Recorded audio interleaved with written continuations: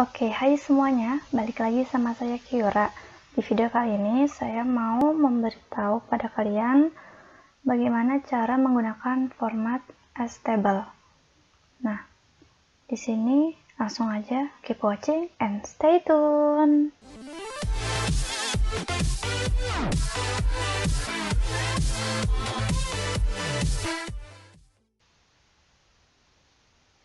Oke, di sini saya sudah punya data penjualan. Oke, kemudian langkah awalnya saya akan membuat data ini menjadi table. Kita langsung blok aja dengan cara tekan Ctrl A pada keyboard, atau kalian bisa gunakan mouse dengan cara di blok dari sini sampai semuanya terblok. Nah, oke, langsung aja kita klik format as table. Di sini ada berbagai macam bentuk, desain atau style ya. Kalian bisa pilih sesuka kalian. Di sini saya menggunakan warna biru. Nah, muncul where is the data for your table. Karena kita tadi sudah ngeblok, langsung aja kita oke. Nah, sebelumnya di sini ada my table has header. Kalau teman-teman di tabelnya itu mempunyai header atau judul pada setiap kolom, maka kalian harus dicentang. Tapi kalau misalkan tidak mempunyai header, maka tidak perlu dicentang, oke? Karena di sini saya mempunyai header, maka saya akan mencentangnya. Kemudian oke. Nah, di sini tabelnya sudah terbuat seperti ini. Oke, langkah selanjutnya saya akan memberitahu di sini ada menu desain. Menu desain ini muncul saat kursor aktif di dalam table. Tapi kalau misalkan kursornya tidak di dalam table, maka menu desain itu tidak ada, ya. Kita klik lagi tabelnya. Nah, di sini ada menu desain. Oke. Table ini akan saya beri nama agar dapat mudah pada saat waktu tertentu kita menggunakan rumus, ya. Di sini di sebelah kiri ada table name, maka akan saya beri nama tabelnya menjadi sales. Nah, kemudian di enter. Kalau sudah, di sini ada bagian header row, yang dimana ia fungsinya untuk mengaktifkan si header ini. Nih, misalkan kalian nggak centang, maka hasilnya seperti ini, headernya hilang. Tapi kalau misalkan dicentang, headernya akan muncul. Jadi saya akan menggunakan header row. Kemudian ada total row. Dia fungsinya untuk membuat barisan total secara otomatis. Nah, di sini ada, karena di sini adalah status, maka saya ubah menjadi none. Saya ingin meletakkan jumlahnya di summary. Oke. Di sini summary-nya masih kosong, nanti akan kita kerjakan dengan di kolom quantity. Saya akan menginputnya dengan sum. Nah, teman-teman bisa masukkan rumus yang lain sesuai kebutuhan. Di sini saya menggunakan sum karena untuk menjumlah. Oke. Next, ada bandit row, di mana ia fungsinya untuk membedakan antara row 1 dan row lainnya. Seperti ini. Nah, di sini tidak terlihat perbedaannya karena teman-teman bisa lihat style yang saya pakai ini seperti ini. Kalau misalkan teman-teman mau lihat perbedaannya, maka teman-teman bisa pakai style table yang medium ini. Contohnya seperti ini. Nah, di sini kalau bandit row-nya kita nggak centang, maka akan hilang. Seperti ini ya teman-teman. Oke, saya akan menggunakan bandit row. Nah, di sini ada first column. Kalau misalkan teman-teman mau membedakan antara first column dan kolom lainnya, teman-teman bisa centang ini. Nah, seperti ini. Kalau saya tidak perlu, kemudian ada last column atau kolom terakhir. Seperti ini. Nah, ini. Terus saya tidak menggunakannya. Nah, di sini ada bandit column. Perbedaannya dengan bandit row adalah kalau bandit row itu kan membedakan dari satu dengan baris yang lain. Nah, kalau misalkan bandit column, dia membedakan kolom satu dengan kolom yang lain, seperti ini. Nah, di sini kalau misalkan kalian mau menggunakan yang bandit column, disarankan tidak menggunakan bandit row agar tidak terkecoh warnanya. Seperti ini ya teman-teman. Nah, kemudian saya menggunakan bandit row aja. Yang terakhir, ini ada filter button, dimana fungsinya itu untuk mempermudah teman-teman pada saat mencari suatu kata. Misalkan di bagian kolom produk, teman-teman mau cari kalimat Astor double coklat, kemudian di oke. Nah, secara otomatis tabel itu akan mencari dengan kalimat perintah. Nah, tapi kalau misalkan teman-teman nggak pakai filter button alias tidak dicentang nih, teman-teman akan sulit mencari kalimat yang ingin dicari. Ya, itu teman-teman. Di sini saya menggunakan filter button. Oke. Kelebihan dari si format stable ini, kalau misalkan teman-teman barisnya banyak, kalau di sini kan saya cuma 21 atau di sini bisa dibilang 22 baris. Nah, ini teman-teman lihat di bagian nama-nama kolom yang harusnya tulisannya A, B, C, dan seterusnya. Kalau kalian ke bawah, scroll ke bawah, dia berubah menjadi header atau judul kolomnya.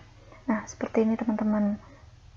Kemudian, manfaat yang kedua, pada saat filter button diaktifkan, misalkan teman-teman mau buat tabel lagi di sini.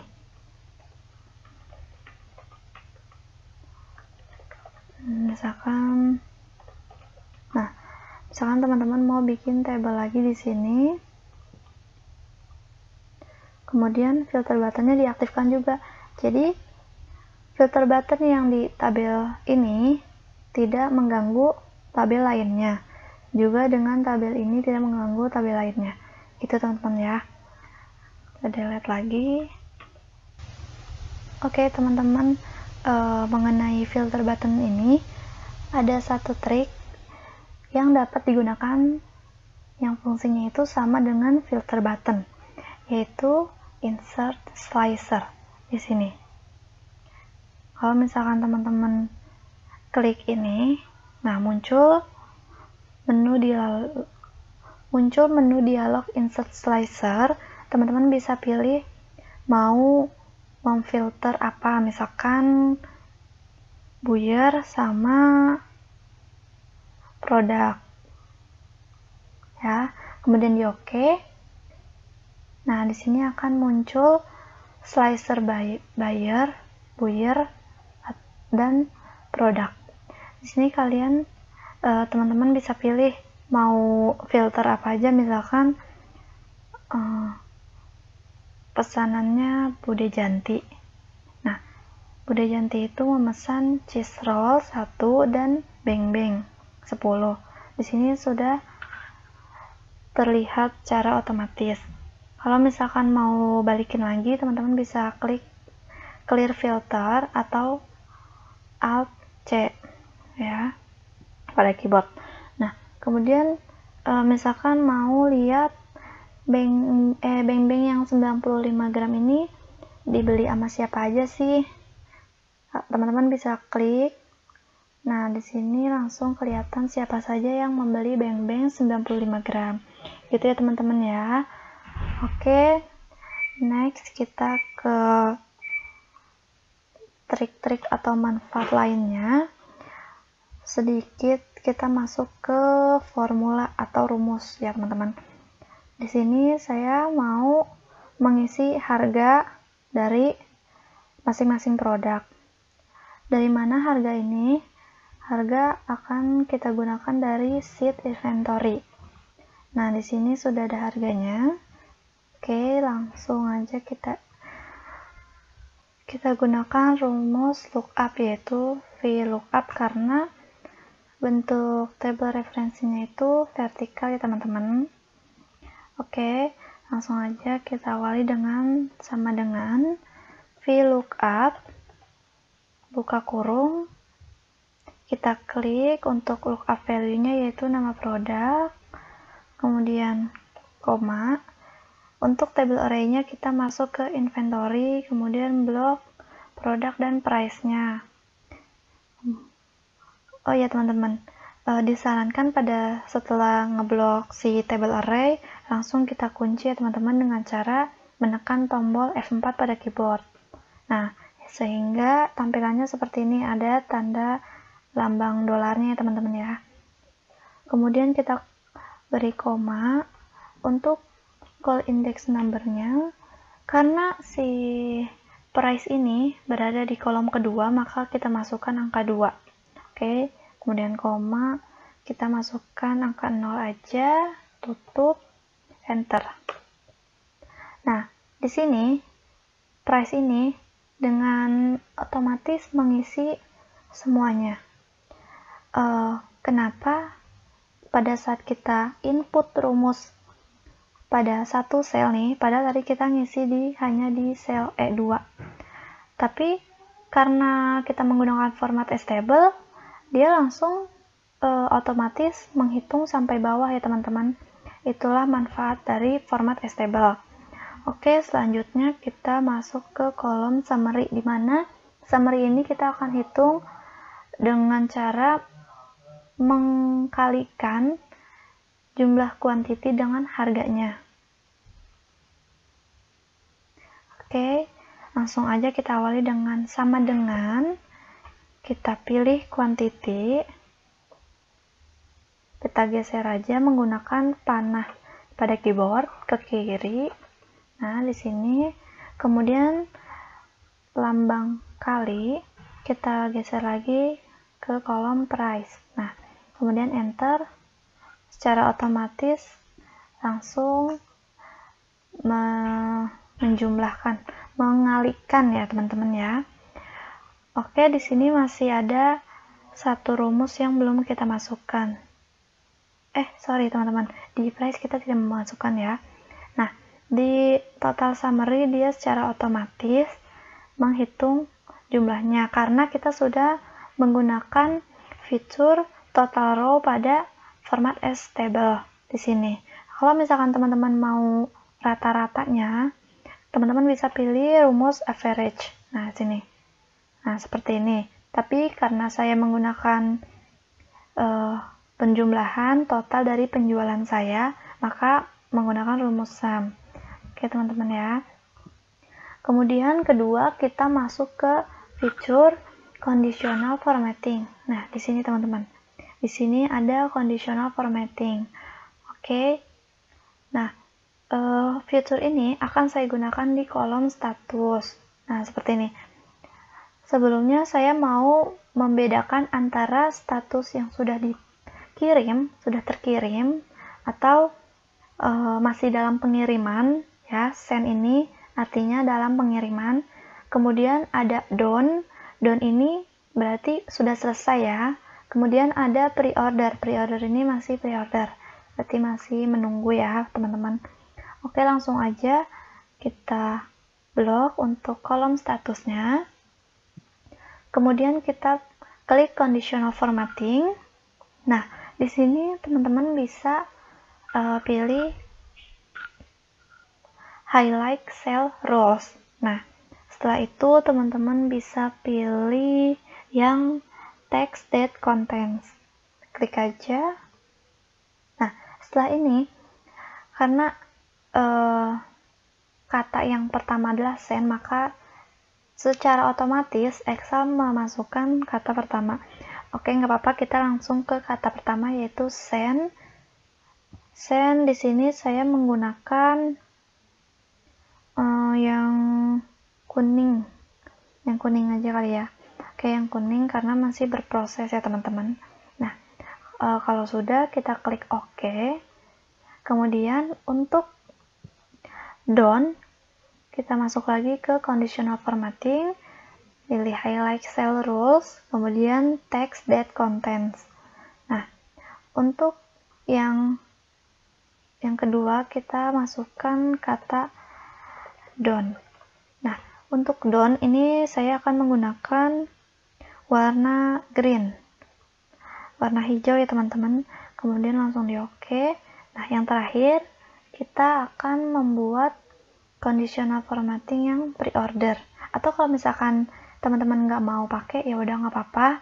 Jadi hanya send sama done aja yang sudah dibuatkan conditional formatnya. Oke, langsung ya teman-teman, langsung aja kita masuk ke yang berikutnya. Oke teman-teman, di sini saya akan memberikan sedikit contoh manfaat dari format stable dalam menginput rumus atau formula ya teman-teman. Langsung aja di sini saya akan mencari total Astor. Ada berapa total Astor yang sudah terjual? Kita masukkan di sini ya teman-teman, sama dengan, yaitu kita menggunakan rumus sum if. Nah, buka kurung.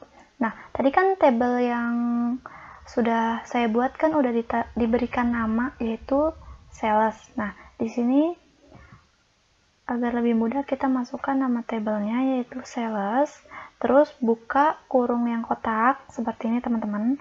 Nah, di sini saya akan menggunakan produk ya teman-teman, maka dipilih produk, kita turunkan menggunakan panah bawah pada keyboard. Nah, setelah itu pencet tombol tab pada keyboard juga. Nah, seperti ini teman-teman, kemudian tutup kurung kotak. Nah, kalau sudah kalimatnya ini udah menjadi biru, atau mungkin teman-teman ada warna lain, itu enggak masalah ya. Kemudian koma. Nah, kriterianya itu saya akan mencari total Astor ya teman-teman. Nah, jadi masukkan Astor double coklat. Teman-teman harus menginputnya secara lengkap. Nah, kenapa menggunakan kutip atas 2? Karena kita menginput kalimat. Kalau misalkan teman-teman menginputnya angka, maka itu tidak perlu menggunakan kutip 2 atas. Oke, langsung koma. Nah, sum range-nya itu kita menggunakan kolom quantity. Oke, langsung aja kita masukkan nama tabelnya. Terus buka kurung kotak, kita masukkan yang quantity. Nah, tutup kurung lagi, enter. Nah, di sini muncul jumlahnya itu 7. Coba kita cek ya teman-teman. Untuk Astor itu apakah benar 7? Nah, di sini teman-teman, angkanya sama 7. Oke. Nah, satu lagi, kita akan mencari hasil dengan 2 kriteria, di mana saya akan menggunakan nama buyernya yaitu Tante Hana dengan jualan si Roma kelapa kali ya teman-teman ya, Roma kelapa. Nah, di sini saya ingin mengetahui berapa sih Roma kelapa yang dibeli oleh Tante Hana ini. Langsung aja kita gunakan rumus sum if. Kenapa sum if? Karena di sini kita menggunakan kriteria lebih dari 1, yaitu 2 kriteria. Oke, langsung aja buka kurung, kita masukkan nama tabelnya, yaitu sales. Kita pilih lagi untuk sum range. Nah, di sini kita harus pilih sum range-nya terlebih dahulu. Jangan tadi kan sum range-nya terakhir ya teman-teman. Nah, langsung aja kita masukkan kolom quantity. Kita turunkan menggunakan panah keyboard ke bawah, atau teman-teman bisa masukkan secara manual yaitu quantity. Nah, seperti ini. Oke, koma. Nah, kriteria range yang pertama kita gunakan kolom buyer. Oke, langsung aja masukkan sales buyer. Nah, kriterianya kita menggunakan tante Hana. Oke. Kemudian untuk kriteria range yang kedua, kita gunakan si produknya, kolom produk. Langsung aja sales, kemudian produk, seperti ini teman-teman, koma. Nah, kriterianya kita akan mencari Roma kelapa. Roma kelapa lux. Teman-teman harus menginputnya secara detail ya teman-teman. Kemudian tutup kurung, langsung enter aja. Nah, di sini ternyata Tante Hana ini membeli Roma kelapa itu sebanyak 2. Coba kita lihat ya teman-teman ya. Roma kelapa. Nah, di sini teman-teman. Ternyata benar teman-teman. 2 ya teman-teman. Ini hilang karena kita menggunakan fitur filter. Oke, 2 ya teman-teman, benar ya teman-teman. Oke, untuk formula mungkin hanya itu aja yang bisa saya beri contoh ya teman-teman. Teman-teman bisa coba dengan formula yang lain. Oke teman-teman, nah kemudian untuk yang terakhir saya akan memberikan bonus ya teman-teman, menggunakan formula dimana di sini saya punya sheet inventory. Nah, ada kolom in, kolom out, dan total. Untuk in di sini caranya itu saya akan menjumlah barang masuk sesuai dengan tanggalnya nih teman-teman. Oke, langsung aja sum buka kurung di blok dan enter ya teman-teman, seperti biasa aja. Oke, kita tarik. Nah, ini ya teman-teman untuk bagian out. Di sini supaya teman-teman lebih mudah, kita akan menginputnya menggunakan rumus, di mana rumus itu akan berkaitan dengan sheet sales ini. Oke, langsung aja sama dengan, nah kita masukkan rumus sum if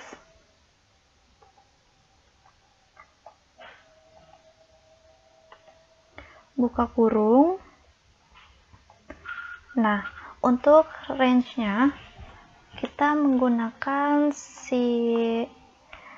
teman-teman, menggunakan table sales tadi ya teman-teman. Kita masukkan nama tabelnya yaitu sales, kemudian kriterianya. Untuk mencari kriterianya kita harus menggunakan kolom produk ya teman-teman.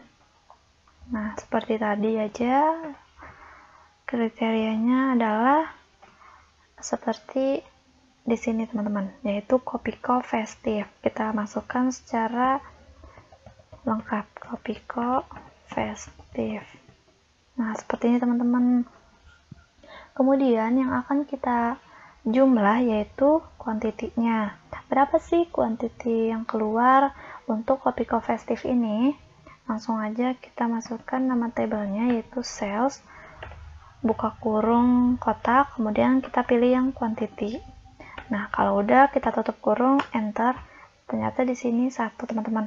Teman nggak bisa langsung tarik ke bawah karena di sini kriterianya berbeda-beda ya teman-teman. Nih, di sini kriterianya itu berbeda-beda setiap row.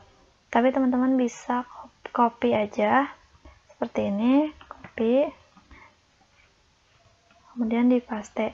Nah, untuk bagian kriteria teman-teman bisa ubah sesuai yang teman-teman butuhkan. Di sini yaitu case festive.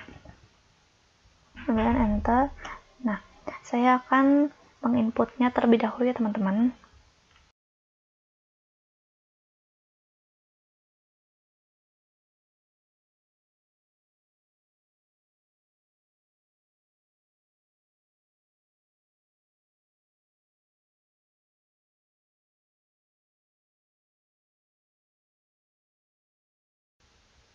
Oke teman-teman, di sini saya sudah selesai menginput semua rumusnya.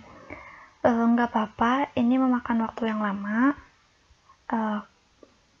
Tapi untuk berikutnya, teman-teman nggak perlu menginput lagi. Contohnya di sini inputnya nih teman-teman. Tamarin festive keluar 3. Oke teman-teman, ini saya undo terlebih dahulu. Oke, langsung aja di total ini saya menggunakan formula dasar, yaitu pengurangan, dimana jumlah in dikurang dengan out. Nah, inilah untuk sisanya ya teman-teman. Nah, oke, di sini